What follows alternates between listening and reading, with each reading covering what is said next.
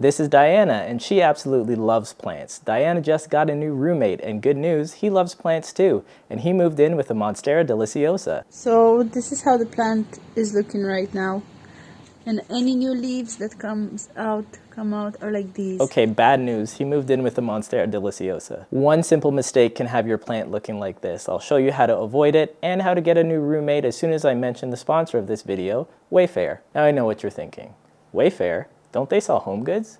Yeah, this shelf is from Wayfair. It's great. I bought a second one.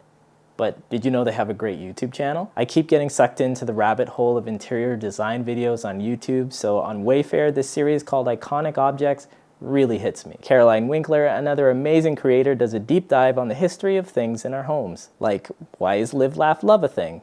And why did it hurt me so much to say that out loud? Why did flamingos as lawn ornaments become so intertwined with Americana? And most importantly, how did this become the most Googled houseplant, and why do we love it so much? While you're watching Iconic Objects, be sure to subscribe to Wayfair's YouTube channel so you're the first to know about new episodes and all of their other amazing content. Thanks again, Wayfair, for sponsoring this video. Now, Diana reached out on Instagram, and while I was asking her about her roommate's plant, there was something that kept bugging me. She said the plant was getting tons of light. She said that they didn't follow a watering schedule and he would only water it when it was dry. So I practically begged her, can you please open up the plant so we can check out the roots? And he refused, saying, don't worry, it'll bounce back. And it took him moving out and abandoning his own plant to finally figure out what was happening.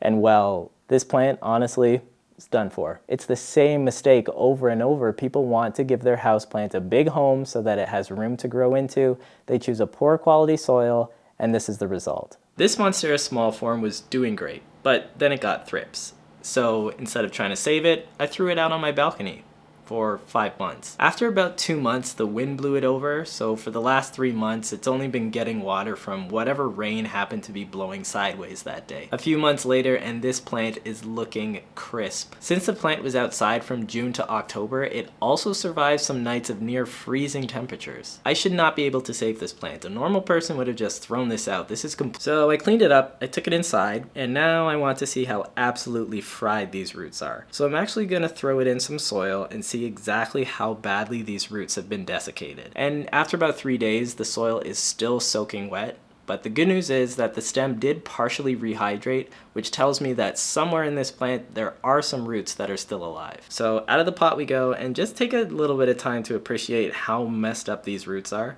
Look at these just sliding off. In my experience, while doing this technically removes the rot from your roots, after the roots have either never been able to grow anymore or produce any secondary roots. Or at the very least, it takes them many, many months for them to recover. When this happens, I just recommend cutting them back to whatever point you can at least see some life left in the roots. I'm looking for just a tiny bit of green. I treated the ends of my stems to prevent any further rot, and I stuck this in a water and hydrogen peroxide mix for about 20 minutes. Once it was in water, about a month later, I was seeing perfectly healthy growth. Wait a minute, where was I? Oh yeah. The best tip that I can give you for this plant is just to wait until the roots have filled out most of the pot before you're ready to upgrade its size. You don't need to wait until you get to this level, but the more roots that your plant has, the better chance of its survival. Increase your pot size by 1 to 2 inches, and remember to increase the light where you can. Any kind of serious downturn in the health of your plant, I always recommend checking your roots. It can tell you so much about what's going on with your plant. Don't be afraid to pull out the plant, switch to a chunkier, well-draining mix, or even go down a pot size. We need to avoid excess wet soil when we have such small roots. It's been 3 months. I wonder how Diana's doing. I cut the stem into pieces and these are all rooted in water. They got pretty nice roots and they're doing pretty well. Good job, Diana. She's gonna choose a small pot with a good soil mix. Otherwise, it's a slow death and it can take months to happen, but if you don't catch it early, it's one surefire way that you can kill this plant.